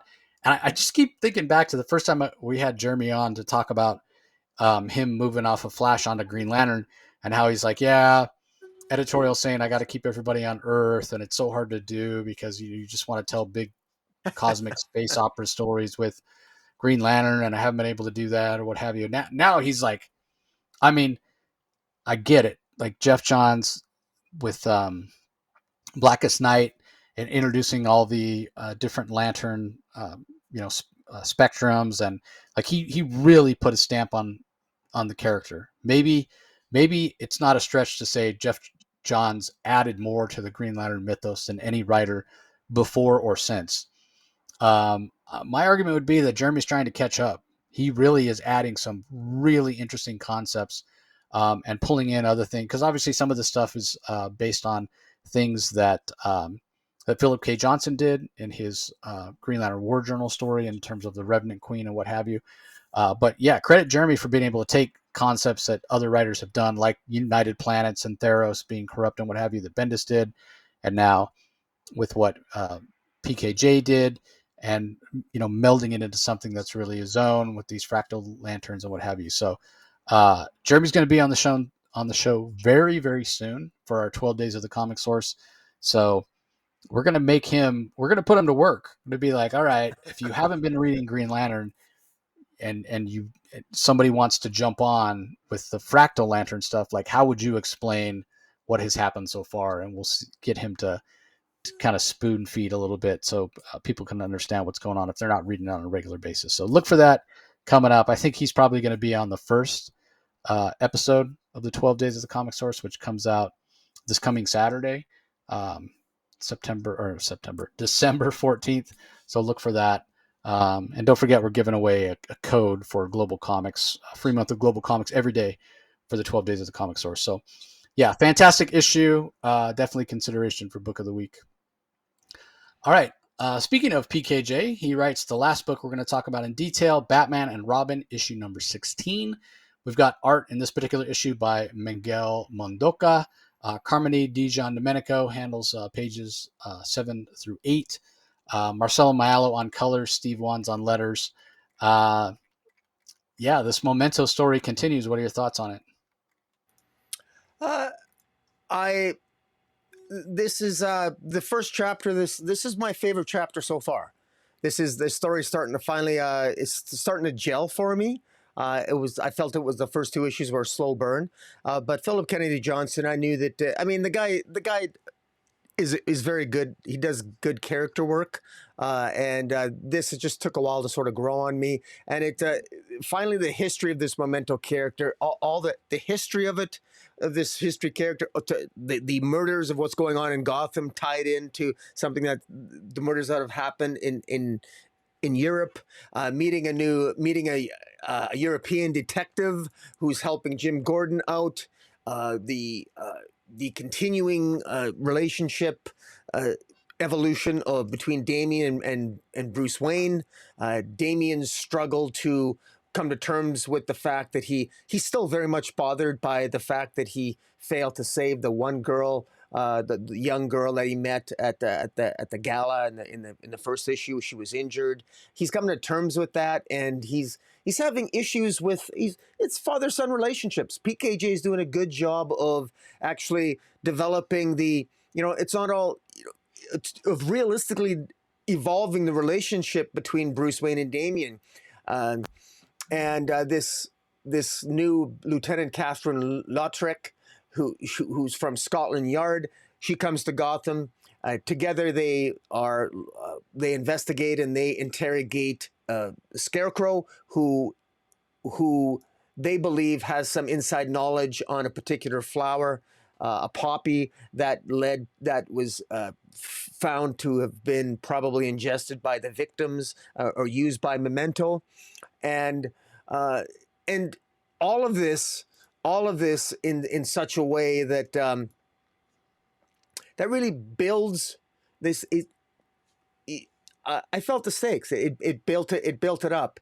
I like the fact that Damian has his own life and is, there's some dysfunction, there's some dissension there, and there's a consequence to Damian coming to terms with he's going through something. He's going through something, and he needs to come to terms with it. And PKJ is actually evolving, because normally Damian has always been a little bit kind of a he's always been sort of written the same way, with that narcissistic bend, with a little bit of a jerk angle to it. But here there's a softening of Damian and it's good to see the fact that, seeing the potential, the injury of a young girl that he was cocky and being sort of a jerk to, and how he's playing that out and how he's coming to terms with it. And he's got to learn to address that in his own way, and Bruce Wayne's trying to understand him. And at one point, Damian says, you had a father, and Damian says to him, well, you had Alfred, and look what happened to him. And so there were some harsh words that were said there. PKJ did a really good job dialogue wise in showing the growing dissension and the issues between Bruce and Damian in a way that was believable. And at the same time, I know Damian and his father, they're still close, but Damian just has to come to terms with those things. Meanwhile, Batman seems very impressed with the Scotland Yard detective. She's a very good interrogator when they interrogate Scarecrow. There's a great scene. The interrogation scene is fantastic, and in fact, one of the surviving victims actually makes her way into Arkham and even ends up trying to kill the Scarecrow, and because they're so terrified of Memento. We still don't know a lot about Memento at all. We're still not even sure if it's the exact same killer that existed in the late 1900s, or pardon me, the late 1800s. So we're still not sure yet. We know it's a very Jack the Ripper like looking character, but is this how we still don't know. But PKJ's done a really good job of establishing the mystery of it, establishing the plot lines, establishing you can see the methodology, you can see the detective work of Batman, you can see of Jim Gordon, and the relationship between Damian and Bruce Wayne is played out really well. This is again 3 issues in, and PKJ's done a really good job here. Honestly, this was a series where I wasn't sure I wanted to pick up, but I'm kind of glad I've been sticking with it because it's really good. PKJ did the same thing with his Green Lantern John Stewart run. It was the character work more so even than the plot that sort of pulled me in, and this seems to be the same sort of idea here with his work. He's done a really good job, and I do want to give a shout out to the artist. Miguel Mendoza. Miguel Mendoza, yeah, really good. The flashback pages are Carmine Di Giandomenico. Yeah, the flashback, it all works very well. I mean, it's just it really feels it. You can feel that in the flashbacks. You can feel how everything's connected, and it feels scary. It feels scary and mysterious and horrifying and terror filled, and there's one scene where Damien, when he's looking back at the carnage of all the people that had died, and he sees the image in red. He still, you could, it was the art. Artistically, it was so effectively done, showing that Damien is still thinking about the young girl that was injured. It's still on his mind. And what's so great about it is that there wasn't a great deal of dialogue on the page, but it was just the image. You could see what Damien was feeling at that moment, and it really, really worked. And the thing is, Damien's always a kid who's always got something to say. He's always shooting his mouth off. But you could, it's a sign of getting older when you talk less, because it's a sign that you're thinking. And Damien is, you can tell he's thinking more. He's getting more introspective here because of what he experienced. It was just very, very cleverly written and beautifully illustrated, and just an impressive issue, I thought. What are your thoughts on it? Yeah, so your last point there is exactly where I was going to start. The maturation of Damian Wayne as a character. He's never been introspective. He's always been narcissistic. He's always been self-involved. He certainly has been self-aware, but not in a mature way, right? Like, it's all, the universe revolves around me. Woe is me. I've had it bad because of my grandfather and my mother, and my father doesn't understand me. And, other teen heroes are beneath me, and whatever, like anything that he's done. It's why I haven't liked him as a character ever. When he was first introduced, and, in the hands of Grant Morrison or whatever, he just was a brat.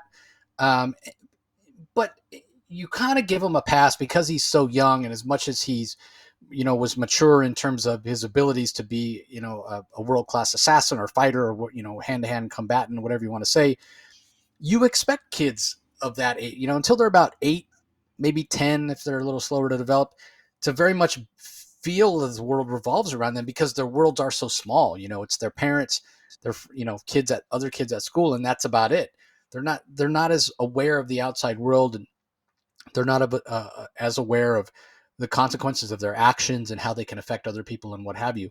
So we moved beyond that to some extent with what we had in the Robin series by Joshua Williamson.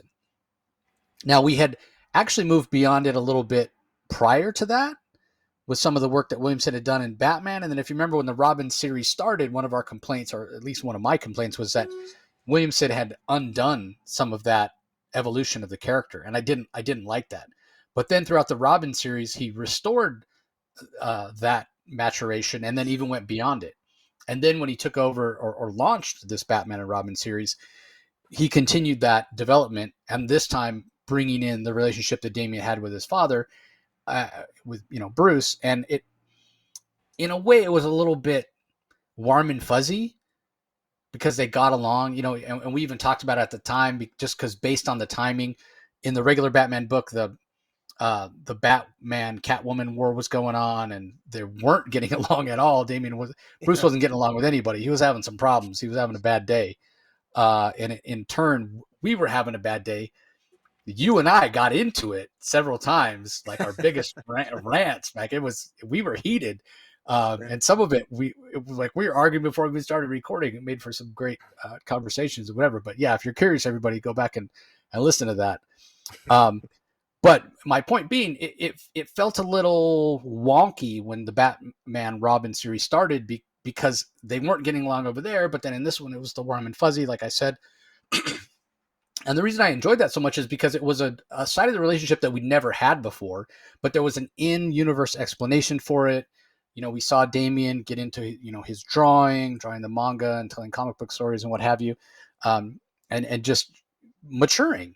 And so that was okay, even if it was a little bit unrealistic to go from the animosity or antagonistic relationship that they'd had in the past, where at one point they were even estranged, to now, this father and son that, let's go out fishing or whatever.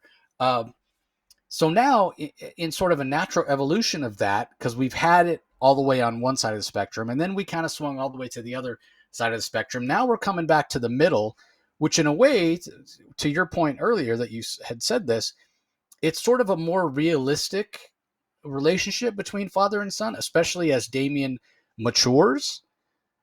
And like I was just saying earlier, and you mentioned as well, that he's becoming more introspective. Instead of shooting his mouth off all the time, he's listening and realizing the consequences of his actions. Certainly the case in point where he didn't save this young girl. He was rude to her before, and now feels guilty that he was rude to her. And she ended up getting hurt. He wasn't able to save her. And now she's in a coma in the hospital. And that guilt and everything he's feeling, like maybe I'm not a good enough hero and what have you. And he's distracted by that. Meanwhile, his father's writing him about it, saying, hey, you're distracted. You're not paying as much attention. You can get hurt.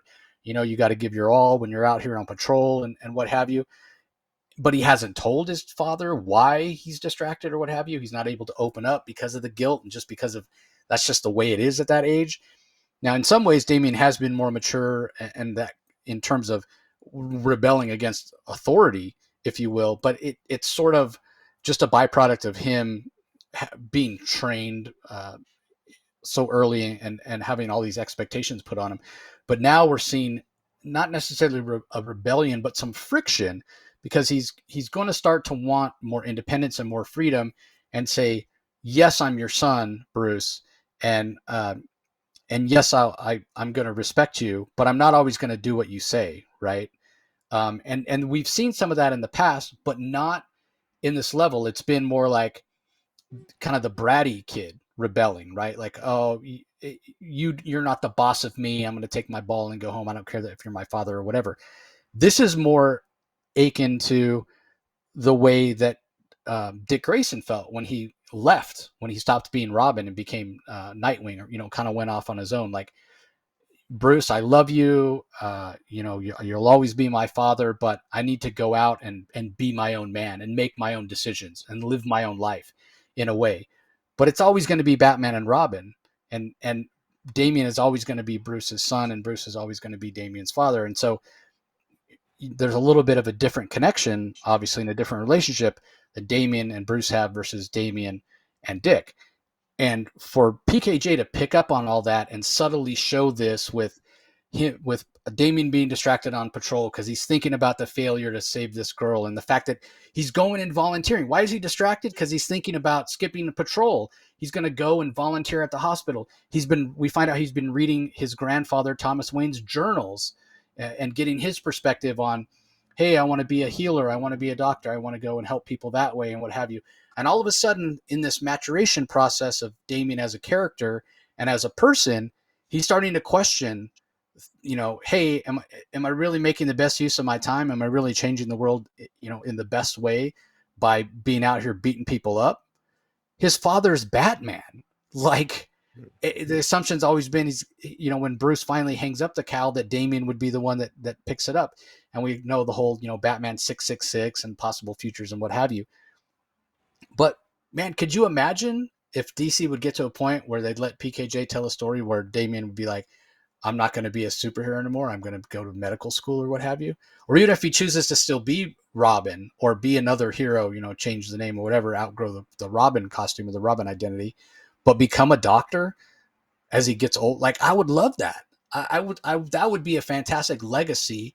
And I think Bruce would come around to, oh my God, you're following in your father's footsteps, Thomas Wayne's footsteps. You're going to, become a doctor, what have you. I think that would be a fantastic evolution of the character. So I just thought this was a masterpiece by PKJ. I was a little unsure. Because it's a little wonky when you just look at the kind of emotional evolution and maturation of Damian Wayne as a character. It seems like he evolves to or gets to a certain point of emotional maturity. Then another writer comes on and he takes like a step back and then starts to climb up again. It's just the nature of comics in a way, especially for a character at Damian's age. And as much as I hate to bring this up because it's man, we have beaten this dead horse to where it's nothing but a stain on the carpet. But I think it's part of the reason that people are so upset about the aging up of Jonathan Kent, right? John Kent, man's son. Because this sort of storytelling, this potential, this is what we missed out on because Bendis took the shortcut and aged him up. We missed out on this kind of stuff. Like, the story potential and the idea of where Damian can go as a character. I've never been more interested in Damian Wayne as a character than I am after this issue. And I give a lot of credit to that, to Phillip Kennedy Johnson. And a lot of credit, I think, and I'll have to ask Phillip next time I talk to him, the fact that he has a son, his son is much younger than Damien is, but I'm sure he's pulling on some of that what he knows from being a father and raising a child and what have you. So just a fantastic job. And then when you want to talk about the art, Miguel Mendoca, another friend who's just a fantastic artist. Don't get me wrong, Javier Fernandez is very talented, but I want Miguel on this book. Like I want him on as the regular penciler. I think he's fantastic, so talented. I think Carmine Di Giandomenico doing the flashback scenes back in France when Bruce was out doing his world tour training to be Batman. I think that's a fantastic choice. I'm very interested in this girl that was there training. She's in the flashbacks as well. Catherine Lautrec, and then she shows up here. Obviously, Bruce recognizes her and knows that, hey, here's Catherine Lautrec, and I wonder if there's anything that we'll see in a future flashback, which is a strange way to say, but any flashbacks that we see in future issues where if there's any sort of relationship or attraction, any kind of romantic or whatever with Bruce and Catherine, I guess we'll see. But obviously, again, he is familiar with her. She's obviously obsessed with Memento as a character seems to be a really interesting villain. I'm curious to learn more about him, but yeah, I mean, based on the first issue of this, I love the action. I love the idea of Memento as a character. Wasn't sure about the relationship stuff between Bruce and Damien, but in the space of everything got better. The second issue, better action, learned more about Memento. That was awesome. Saw what PKJ was doing with the characterization, started to get on board, and now with this third issue, to your point of it being the favorite chapter of PKJ's run so far, I'm fully in. Like again, the fact that I am more interested in Damian Wayne than I've ever been before in my life of anything I've read for him, it just speaks volumes. So I thought this was just a masterpiece from PKJ.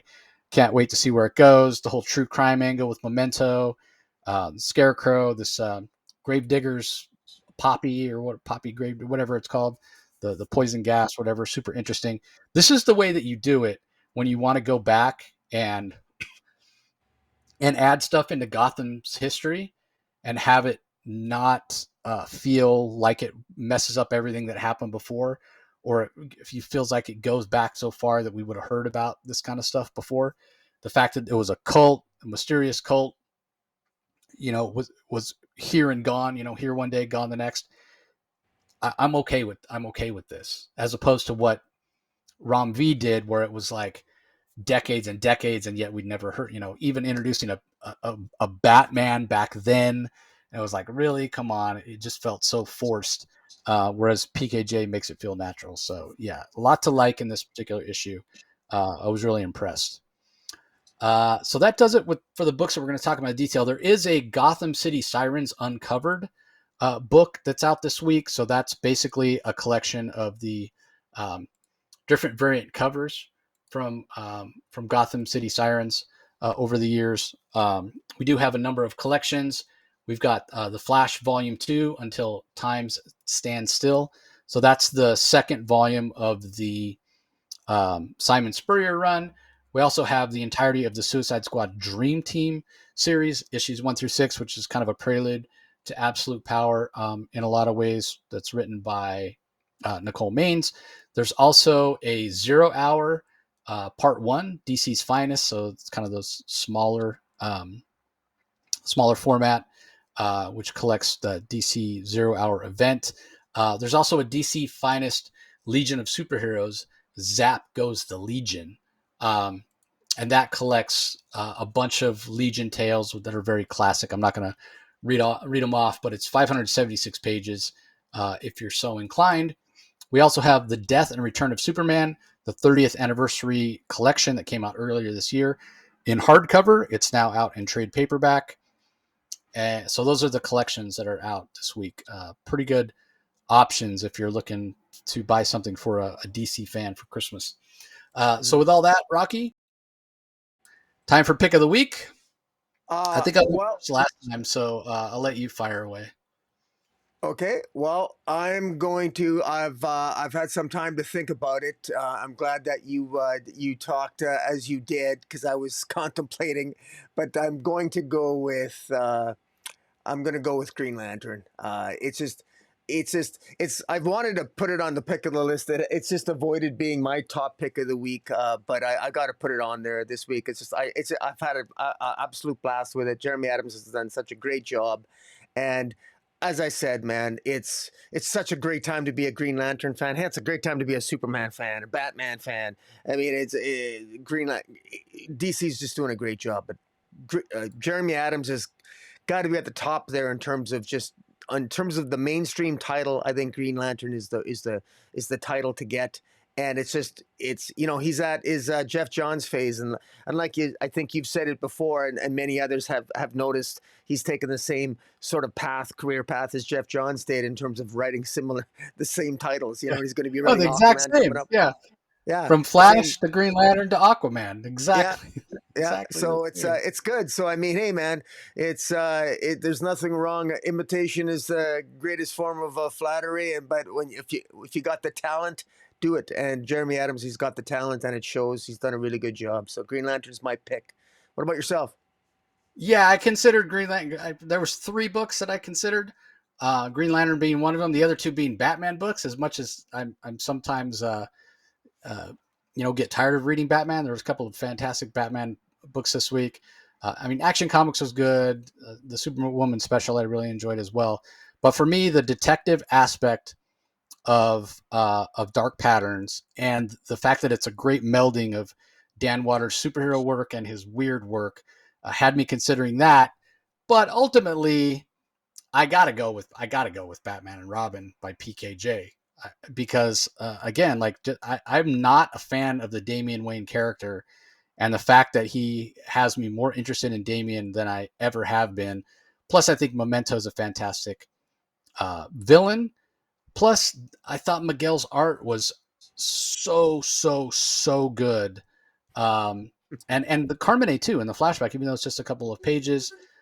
This Lorraine Lautrec, or sorry, Catherine Lautrec character, really intriguing as well. Yeah, it was the perfect book this week. It blew me away.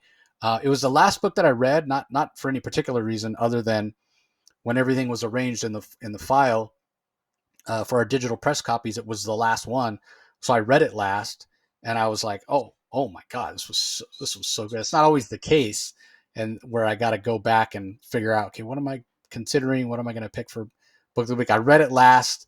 It stuck with me. I did all my reading on Sunday. Stuck with me. 2-3 days later, I'm still no doubt that's my pick of the week. And I want to. I have to shout this out because I don't know if you know this, Rocky, but so I have 2 brothers. One of them is named Jeremy. And remember, I said I texted Jeremy earlier today and asked him who that villain was on the last page. I Yeah. accidentally texted my brother and said who's the villain on the last page, and he didn't reply. And I went to check right now while we were talking, and I was like, has Jeremy answered me? And he hasn't. And I realized I texted my brother. I was like, oh, wrong person. And my brother's like, yeah, I was going to ask you, well, what the hell page you talking about? So I didn't ask the right person, but I say all that to say this: tune in. Make sure you tune in to my conversation with Jeremy, the first episode of 12 Days of the Comic Source, which comes out this Saturday. You'll find out who that villain is. Jeremy will be teasing things that are to come in in the fractal spectrum and the fractal lanterns, as well as his Flash Gordon, as well as his Aquaman. So be sure you tune in for that. Um, yeah, I guess that's going to do it for this episode. Any last thoughts, Rocky? Just yeah. I mean, DC. What a great. We're approaching the end of the year. Just I'm gonna just throw this out there. I'm gonna have a bitch of a time picking my top 10 DC this year, because we're approaching. We're getting to the end of the year, my friend. We got to do our top 10 lists and the indie lists. You and I have gotten more involved in reviewing indies this year, and so it's I'm actually a little bit. I'm actually excited at the prospect of sort of ranking all. It's such a great problem to have, because there's so many great choices this year for top DC comics, and then of course top indie comics. And so I'm looking forward to that. And this is just another week where, it's funny because I thought this was an okay, we always start, how was this week? With DC, it seems like ever since DC All In started, I'm always more positive, and I feel better about the comics when we're done talking about them than I do when we initially start. And I'm usually excited when we start, so that's a pretty good sign.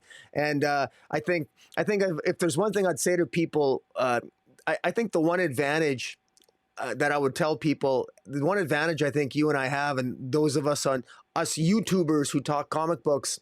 Uh, Comic books are more enjoyable when you talk about them and you get to share the experience of reading them. And so I thank you for that and this collaboration, because it just when you love something and you enjoy it and you get to talk about it, it's that much more enjoyable. And that'll definitely form part of my top 10. I'm sure we'll probably collaborate on at least a couple of our top 10s before the year's over.